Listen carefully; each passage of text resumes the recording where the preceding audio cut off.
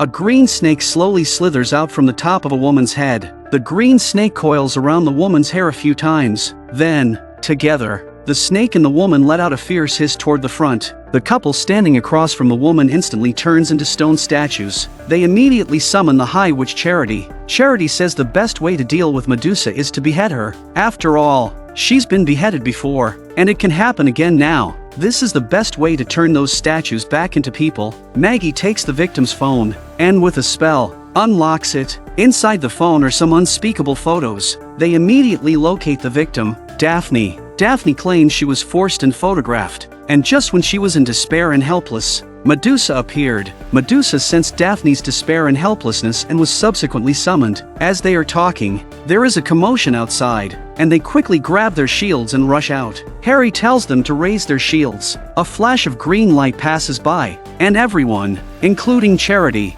is instantly turned to stone. Macy grabs the sword from Charity's hand, declaring she will behead Medusa. Medusa is still searching for them in the darkness. Macy uses her telekinesis to lift the shield and strikes Medusa, knocking her away. Mel immediately freezes time. Macy raises the sword, ready to strike, but she hesitates. It turns out that Macy saw the petrified statue in her dream and thought it was caused by her own demonization, but after Harry's investigation, he discovered that stone statues had also appeared at school during the day, clearly indicating a demon was at work. After consulting the Book of Shadows, they discovered that this was the legendary snake-haired Medusa from ancient Greek mythology. What's even more surprising is that Medusa was originally a kind witch. As guardian of the Temple of Athena, she was defiled by Poseidon, the god of the sea. Feeling violated, Athena didn't go after the powerful sea god but instead took out her anger on the victim, Medusa. From then on, the world lost a pure witch and gained a fearsome snake-haired monster. Macy tells Mel to release her hold on the serpent woman. Medusa instantly flares up, but she doesn't petrify Macy. Macy says it was never you who made the mistake. She shouldn't have to punish you to cover up the sins of a powerful man. Likewise, you shouldn't take your anger out on mortals. We promise to punish those guilty men in the right way. In a few brief sentences, Macy captures the grievances Medusa has endured for thousands of years. And with that promise, Medusa was restored to her human form. As Medusa leaves, her body slowly turns to stone. A flash of green light passes, and everyone regains their flesh and blood. With the support of the sorority president, they successfully bring that man to ruin. The matter concludes perfectly. The demon within Macy awakens, and scenes from the night her mother was killed flash before her eyes. The culprit is finally about to be revealed. After examining Macy, Priyanka discovered that the demon inside Macy had given her extraordinary abilities. She was awakened by a mysterious power, so Macy could immerse herself through Medusa's eyes. They call this ability the Demon's Eye. It allows her to see whatever she wants through the demon's eyes. Looking at the excited Priyanka, Macy is still somewhat in disbelief. Could this possibly be a good thing? Don't you see? We can use it to find the one who killed your mother and the other elders. Macy is utterly shocked. As Priyanka speaks, she pulls out a steel needle from her head and begins to chant a spell over a candle. The owner of those hands turns out to be Charity, the elder they trusted most, her mother's close friend. Macy, in shock, pulls out the long needle. Before Priyanka can say anything, she is suddenly killed by Charity. The next day, Macy struggles in bed, her dreams filled with scenes from the previous night. Charity opens the curtains, calling Macy to get up, but Macy seems to have amnesia. She doesn't remember the events of the previous night, though she feels something is off. Clearly, Charity has tampered with Macy's memory. During breakfast, Maggie notices the burn on Macy's arm. It is evident that Macy made this mark on purpose before Charity erased her memory, hoping to leave herself a clue, but it's clearly not being taken seriously. Feigning concern, Charity gives Macy a compass, telling her to use it to summon her if needed, but the compass is actually a surveillance device. Charity wants to prevent Macy from regaining her memory. Mel also called them outside, revealing to them the identity of the guardian of the sacred flame. Macy is surprised. How could it be Fiona, Charity's sister?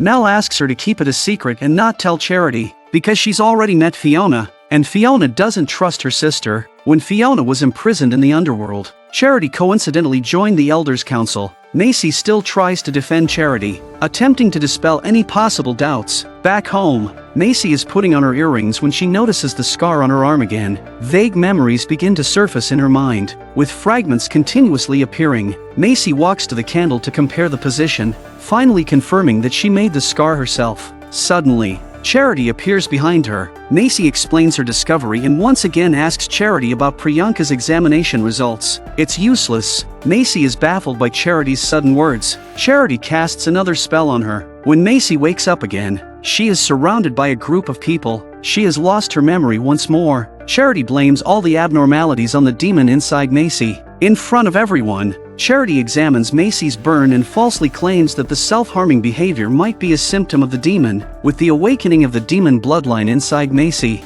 no one suspects anything. Harry uses a spell to heal the scars. But that night, as Macy falls asleep, she dreams once again, the dreams filled with those sealed memories. Apparently, Macy's memories as a holy woman are not so easily sealed. Awakening in a panic, Macy immediately finds her way to the attic. Driven by her dreams, she musters the courage to open the wooden box. Harry arrives instantly, summoned by Macy. As he looks closer, he sees it's Priyanka. Macy is devastated, the fragmented memories from her dream leading her to mistakenly believe she lost control and killed Priyanka. Meanwhile, the true culprit, Charity, comforts Macy. Charity even suggests sealing Macy's powers. There's no other way. The holy power within Macy is continually weakening the memory seal, and soon, her memories will completely break free. Harry clearly disagrees. If Macy is sealed, the Charmed Ones will be one short, and the so-called the Charmed Ones would be a joke. Forget about fighting demons and protecting the world. Even staying alive might be an issue.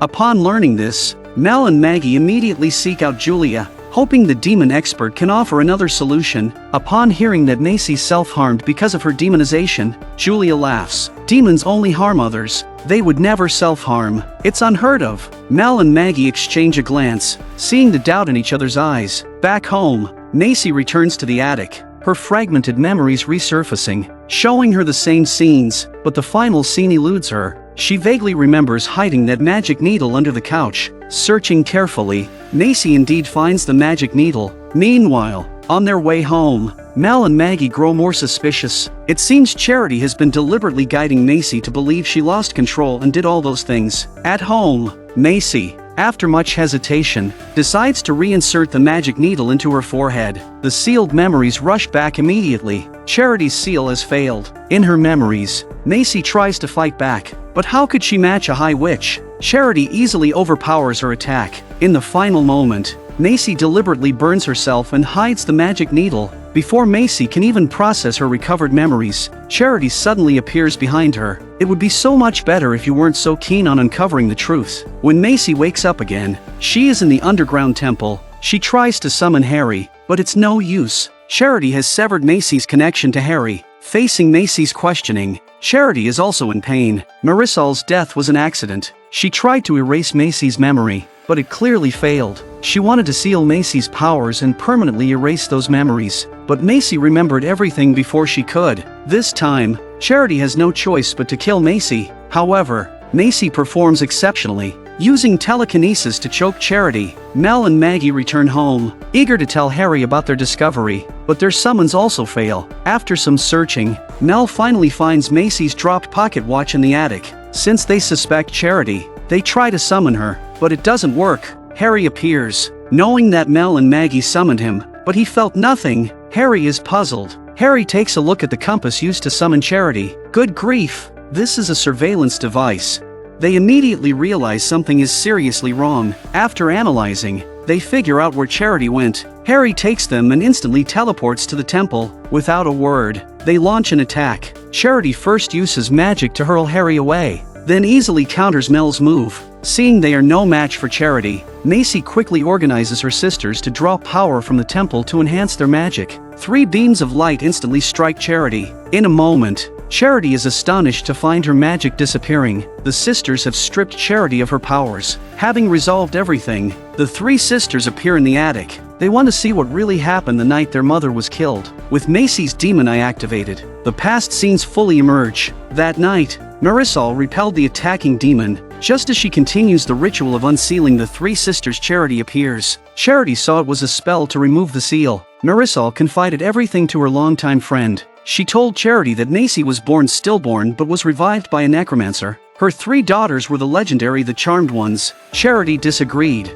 believing that Macy, tainted by demon blood, was unfit to be a holy woman, but Marisol insisted that Macy was kind and pure, and all of this was destined. With the world in danger, the charmed ones must emerge. Marisol continued chanting the unfinished spell. Seeing that Marisol wouldn't listen, Charity pulled out a magic whip to stop her. Marisol raised her hand, pushing Charity back. Seeing the spell about to complete, Charity begged Marisol to stop, but Marisol's mind was made up. Marisol was too strong, so Charity had no choice but to unleash a powerful attack. With one strike, Charity knocked Marisol, who was chanting the spell, out of the window. Seeing Marisol dead, Charity was devastated. She hadn't meant to kill Marisol, only to stop her from completing the ritual. The three sisters, witnessing everything, were also deeply grieved. Marisol might have foreseen her own demise. Marisol could have resisted Charity's attack, but that would have broken the spell. Still, she pressed forward, for the sake of this precarious world, and even more so for her three daughters. Meanwhile,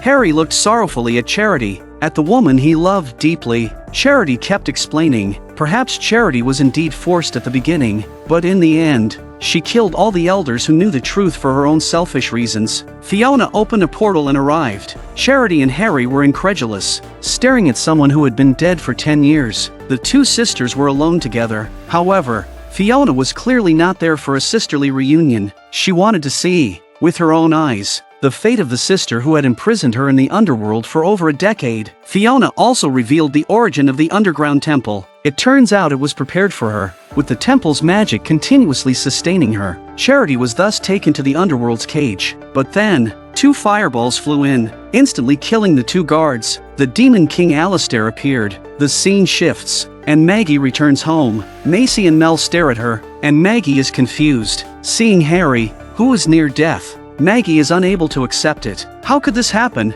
Harry explained that his magic was stripped away, and his body is deteriorating to that of a normal human age. Considering the average lifespan, he might. Before Harry could finish, Maggie hugged him tightly. Since their mother was killed, Harry had been like a father, always protecting them. Harry said that even if he lost his magic and had little time left, he would still protect them until a new White Lighter appeared. They immediately rejected the idea. No one could replace Harry. How are they going to save their White Lighter?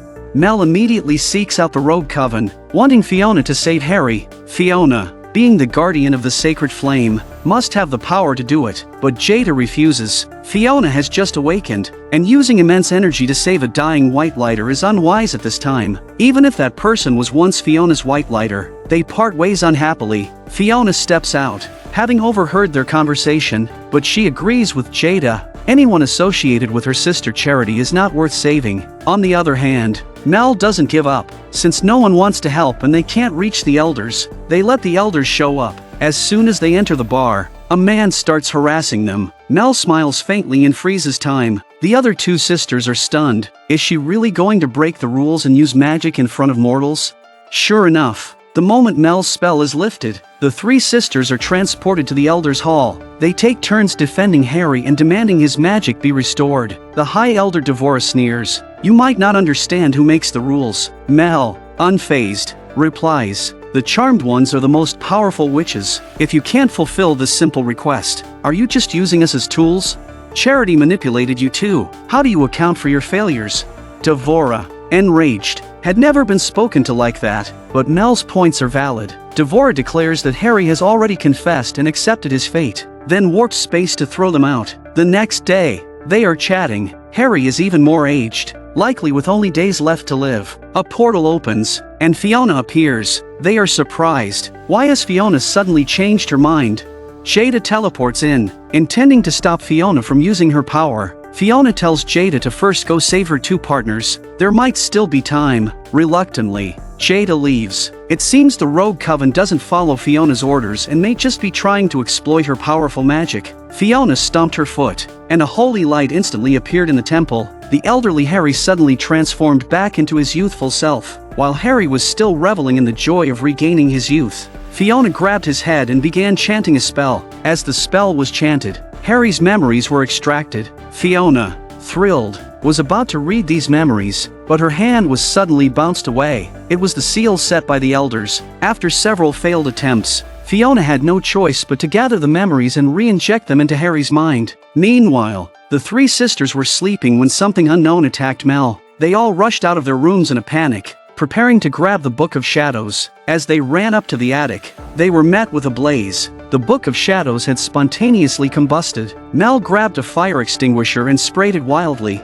but it had no effect. Fearing for their lives, they turned to flee, but the door slammed shut automatically. At that moment, a woman appeared out of thin air and with a wave of her hand extinguished the fire. The three sisters were utterly shocked. So, was this a test? Quite the midnight thrill. They were evidently a bit hostile towards this woman. Tessa said she was sorry about Harry. When Harry was stripped of his powers, she felt it. White lighters are connected. They draw their power from the same source. She felt Harry's light go out. The expressions on the three sisters' faces were a sight to behold. Tessa said, "The elders are dying one after another, and the source of all evil is about to awaken. I'm here to prepare you for the battle." Tessa advised them to remember all the spells from now on, instead of flipping through the book whenever a problem arose. It's like you've been dozing off all semester, and now it's time to prepare for the final exam. With that, Tessa vanished. A woman was hanging upside down. "It's Fiona." Harry tried to stop Fiona. Fiona was furious.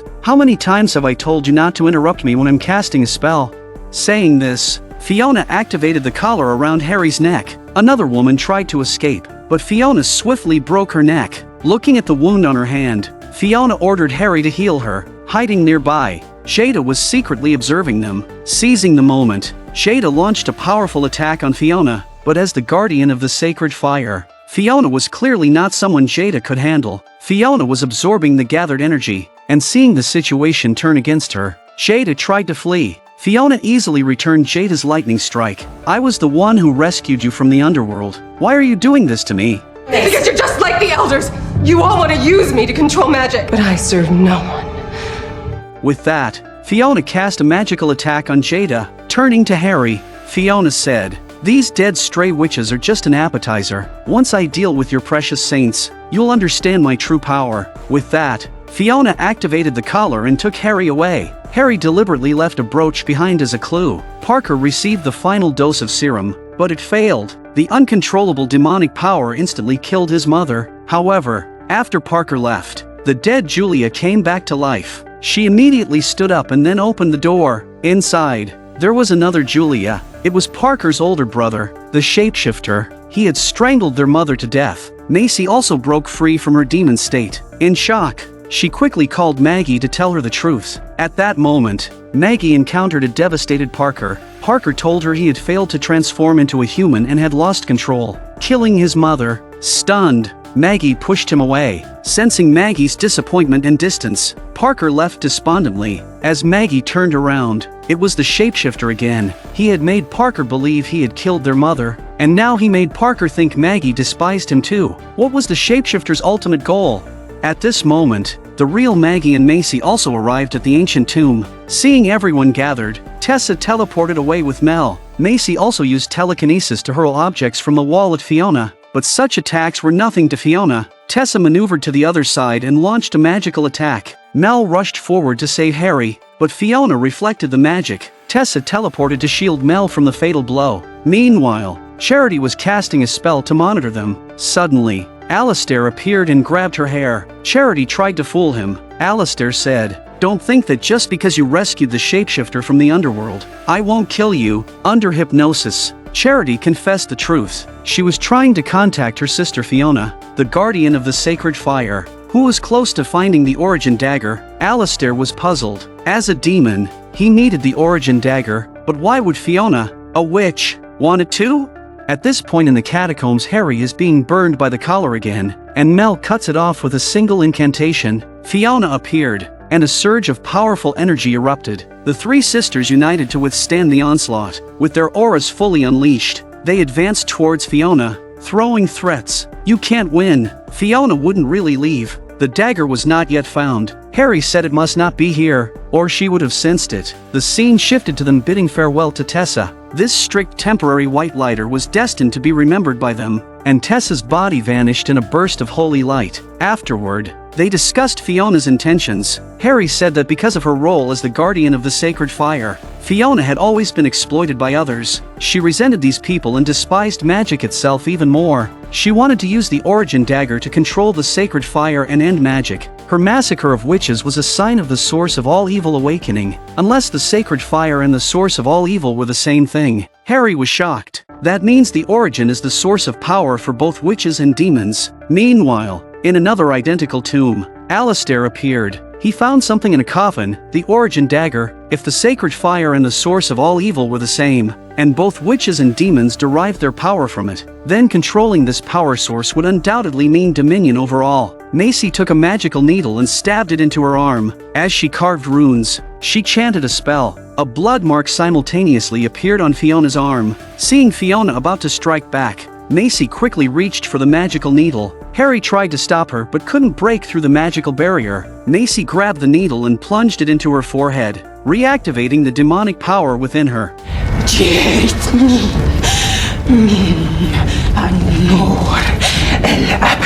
From afar, Fiona spat out a light orb. As the light orb left, the immortal guardian of the sacred fire was stripped of her immortality by Macy. Macy collapsed backward. Harry tried to remove the needle but was swatted away by Macy. She had lost control. Meanwhile, Alistair arrived at the tomb. Seeing Fiona, Alistair finally understood that both witches and demons were seeking the same primal force. They quickly joined forces. Meanwhile, Macy finally managed to control herself and pull out the magical needle. However, just before she lost consciousness, she learned that Fiona and Alistair had joined forces. What was going on?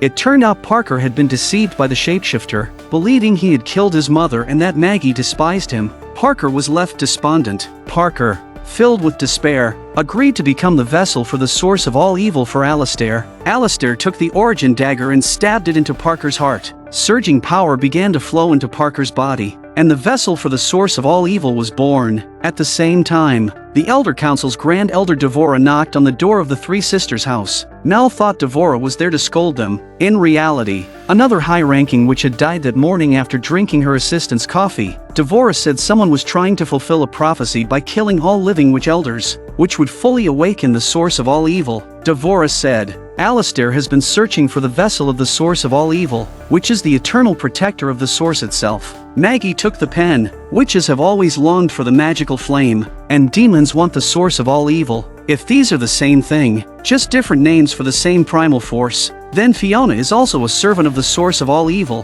Fiona has been hunting elders to awaken the sacred fire, or the source of all evil. Devora's expression turned grave. Then we must stop her. The next day, Macy and Harry were examining the items Galvin had brought. Previously, Galvin had gone to a mysterious deserted island to retrieve these sacred objects of his shamanic tribe to help expel the demonic power within Macy. The elders combined their powers to create a solar barrier, several beams of energy firmly suppressing the shapeshifter. But the shapeshifter, incredibly, withstood the energy onslaught and shattered their combined force. All the elders fell instantly. Harry seized the opportunity to rescue the dying Devora. For some reason, the shapeshifter had become exceptionally powerful. Mel rolled up her sleeves, ready to take him on. Harry returned just in time. Macy used her telekinesis to pull Mel back, and Harry swiftly led them away. Harry instructed them to immediately research all protective spells and reinforce the protective barrier before the shapeshifter could catch up. Maggie murmured, "They're all dead. They're all dead." "Yes, but we're still here, and the last elder is still alive." Previously, Devora arrived here and informed everyone that Fiona and Alistair had already joined forces. They were planning to kill all the living elders and fully resurrect the source of all evil. As elders continued to be assassinated, they decided to lure Alistair to the elders' hall and combine their powers to kill him. But they hadn't anticipated that Alistair's son, the shapeshifter, would come instead. And somehow, after escaping from the underworld's prison, the shapeshifter had become immensely powerful. Macy believed something unknown had happened. She wanted to use the magical needle to perform the devil's eye and find out. They tried to stop her. As Macy's frequent use of the devil's eye had already made her a bit unstable, but Macy didn't think she was affected. Seeing they couldn't persuade Macy, Mel took out the magical needle to destroy it. Macy immediately lost control and flung Mel away. The demonic side of Macy had taken over again. Maggie's calls brought Macy back to her senses. Looking at what had happened, Macy was horrified. Seeing her frightened sisters, Macy summons the magic needle into her hand and breaks it. They all breathed a sigh of relief, but as they sat down, they unexpectedly discovered a clue left by their mother. The three sisters found 3 books, and a hidden door quietly opened. They walked inside and saw 3 cabinets with their names engraved on them. Macy opened her cabinet, a light emerged, and Marisol's apparition appeared. Marisol said, "I've brought you into this war without giving you the weapons to win." Marisol said that emotions are a powerful force, and the artifact behind Maggie would amplify her psychic powers. And Mel's magic weapon is a time bracelet. This could help her speed up or slow down time travel. When she couldn't freeze her enemies, this would be very useful. As for Macy, Marisol didn't give her a gift because, as the guardian of space, the world itself was her weapon. However, when Macy was 10 years old, her father gave her a yin-yang pendant. As long as Macy touched the pendant, even if she was fully consumed by darkness and eternal evil, it would pull her back. After explaining everything, their mother warned them that even though these weapons were strong, the strongest force was the unity of the 3 sisters. They felt a bit awkward. After all, they were asking the head witch elder to be a hostage, but Devora was open-minded about it. All her friends had died because of the shapeshifter, and she wanted to kill the shapeshifter herself. They immediately went to the party. Mel reached out and froze time, and the shapeshifter sensed it instantly. Devora raised her hand and swiftly transported everyone to a small space. Enemies meeting face to face sparked intense hatred. Maggie immediately took out the artifact their mother had given her. Mel kicked the shapeshifter, then activated the time bracelet to swiftly strike at the shapeshifter, but physical damage had no effect. Macy coldly watched the shapeshifter, using telekinesis to fling him away. The shapeshifter transformed into a black mist and surged towards Macy. With the demon inside her awakened, Macy, the guardian of space, had become much stronger, using her ability to control everything in the world. Macy forcefully compressed the black mist back into human form. Maggie quickly used her artifact to pummel the shapeshifter. The shapeshifter didn't have time to react and was struck by Maggie's staff in one swift blow. They rushed to help, clearly outmatched. The shapeshifter pulled out a dagger and threw it before dissipating into black mist. Just like that, Devora was killed by the shapeshifter. They were all somewhat dejected. All the elders had been killed, and the source of all evil was about to be fully awakened. Meanwhile, Charity was studying the hellfire in her hands when Fiona appeared behind her. Charity tried to persuade her. Fiona was strong. Alistair wasn't really her match. They could join forces against Alistair and then leave, but Fiona refused. She had made up her mind. She wanted Parker to absorb the source of all evil. Charity didn't understand why a witch would want a demon to absorb this primal force. Fiona finally revealed her ultimate goal. Once Parker absorbed the power, she would just have to kill Parker, and magic would be destroyed forever. Yes, Fiona hated the thing that had caused her so much suffering. Charity asked, confused, "Why are you telling me this?"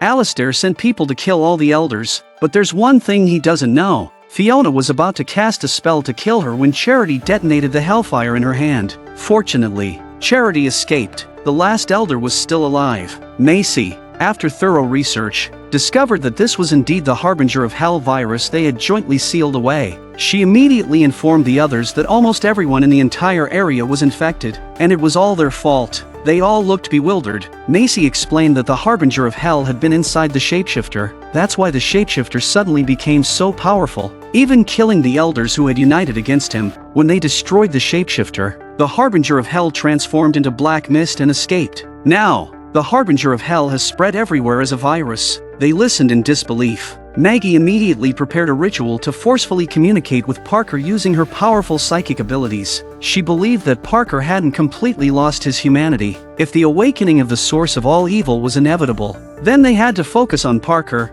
the vessel. Soon, Maggie found Parker in the mental plane. Parker told her that there was still one elder alive, Charity. Find her and protect her, and the prophecy couldn't be fulfilled. Maggie woke up and informed Harry. Harry said Charity had been stripped of all her powers, but he might know where Charity was, hiding in a garden, a refugee's paradise, a place they had studied when they once planned to elope. Meanwhile, Macy arrived at the hospital, but the situation was worsening. Even the medical staff were getting infected. In the distance, a dark cloud was rolling in. They immediately headed to the rooftop. The sky was covered with dark clouds. Thunder roared, and human screams were mixed in. Galvin decided to perform their shaman tribe's ritual, which might dispel this evil force. Meanwhile, Maggie and Harry found the garden. Sure enough, Charity was there, and upon seeing Maggie and Harry, she immediately tried to run. Maggie slammed her artifact onto the ground, and Charity was instantly knocked to the ground, facing her mother's killer.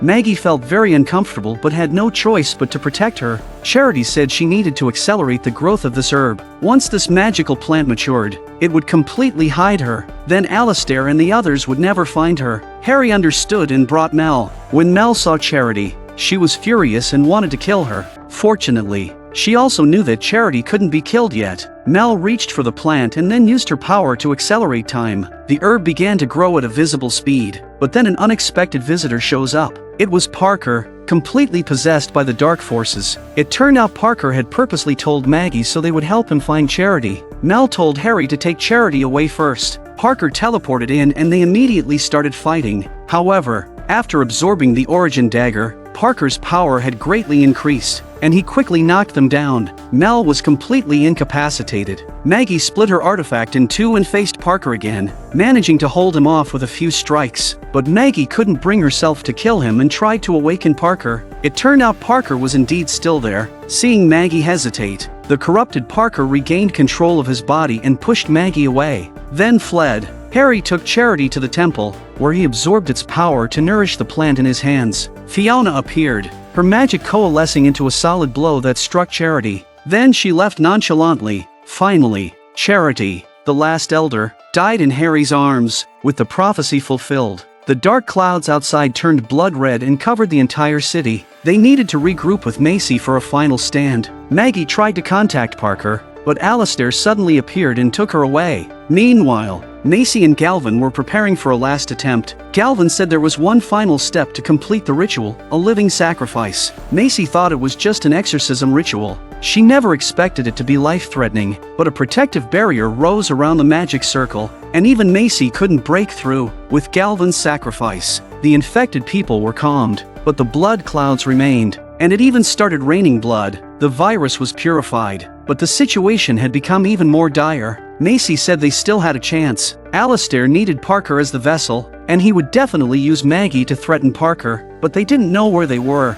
Over there, at the center of the storm, they immediately teleported over. At this moment, Fiona and Alistair were chanting spells to summon the source of all evil. They arrived just in time, but Maggie was in their grasp. Having lost her immortality, Fiona couldn't withstand the magical backlash and died, but the sacred fire was ignited. Parker appeared and immediately stabbed Alistair. Alistair couldn't be happier. As soon as the source of all evil appeared, Parker arrived. Alistair threatened Parker with Maggie's life, forcing him to absorb the source of all evil. On one side was the life of his beloved, on the other was complete corruption. Parker didn't hesitate and chose to save her. Macy restrained Parker, summoned the origin dagger from his body, and then plunged it into her own chest. They were stunned by this move but didn't stop her. Macy touched the yin-yang pendant left by her father and then walked into the sacred fire. All the flames surged toward her and were completely absorbed. Macy looked up, and the blood-red sky instantly cleared. Alistair immediately knelt, pledging his loyalty to the great power.